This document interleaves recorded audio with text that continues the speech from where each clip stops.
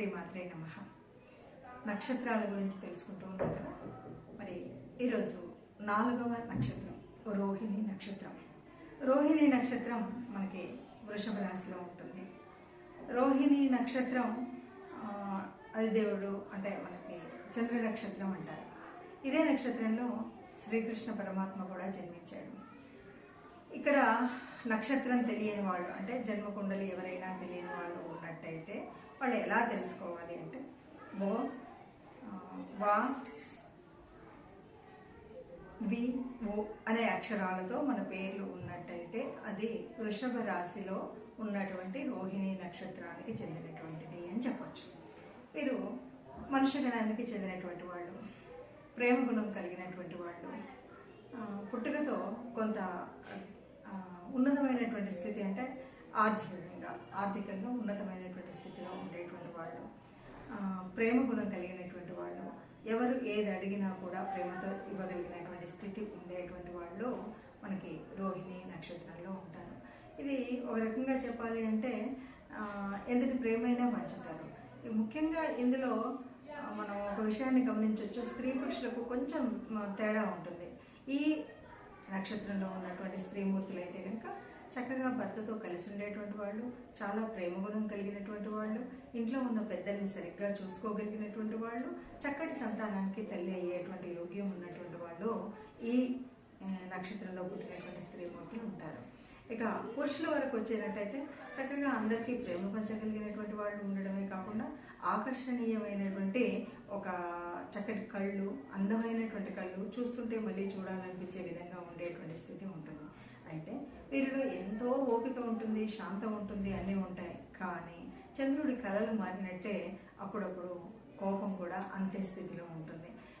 ముఖ్యంగా మనకి ఎలా ఉంటుంది అంటే పౌర్ణమి దగ్గరగా వస్తున్నటువంటి వేళల్లో వీరి యొక్క శక్తి ఇనుమడించినట్టుగా చక్కటి చైతన్యంతో వాటితో ఉంటూ ఉంటారనమాట. తదుపరి కాలంలో కొద్దిగా నీరసంగా నిస్సత్వంగా ఉండడం అనేటువంటిది ఈ రాశిలో ఉన్నటువంటి ఈ నక్షత్రంలో, ముఖ్యంగా రోహిణి నక్షత్రంలో ఉన్నటువంటి వారిని మనం చూడగలుగుతాం.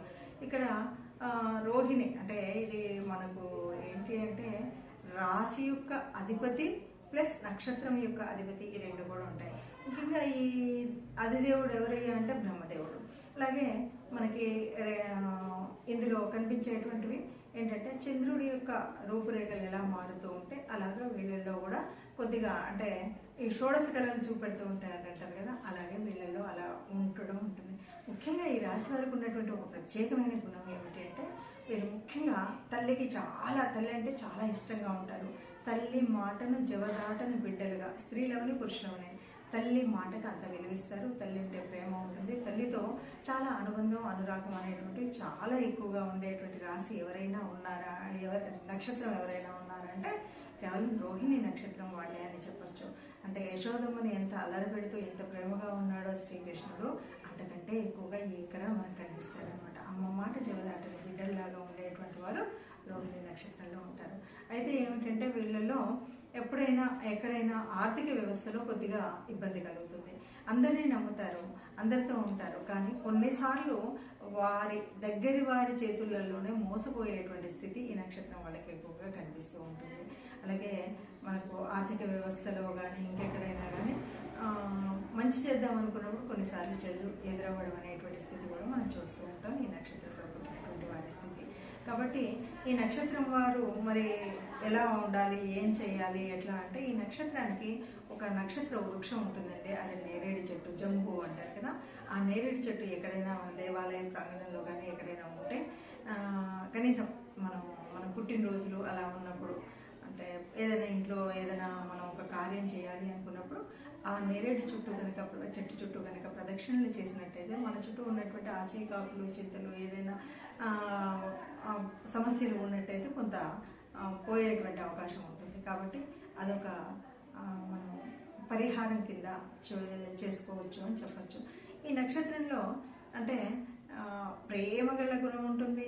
అలాగే కోపం వచ్చినప్పుడు చాలా కోపంగా ఉండేటువంటి స్థితి కూడా ఉంటుంది.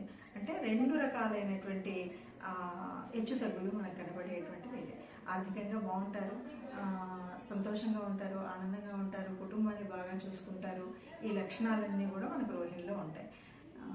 ఇలా ఇప్పుడు నేను చెప్పినంత వరకు ఈ నక్షత్రాలు అంటే ఈ నక్షత్రంలో ఉన్నటువంటి గుణగణాలు కనుక మీకు ఈ రోహిణి నక్షత్రం అయితే ఇది కలిసినట్టయితే కలిసిందా కలవలేదా ఎంతవరకు కలిసాయనే విషయాన్ని కామెంట్ రూపంలో చెప్పండి. ఇది నచ్చితే లైక్ చేయండి. నమస్తే.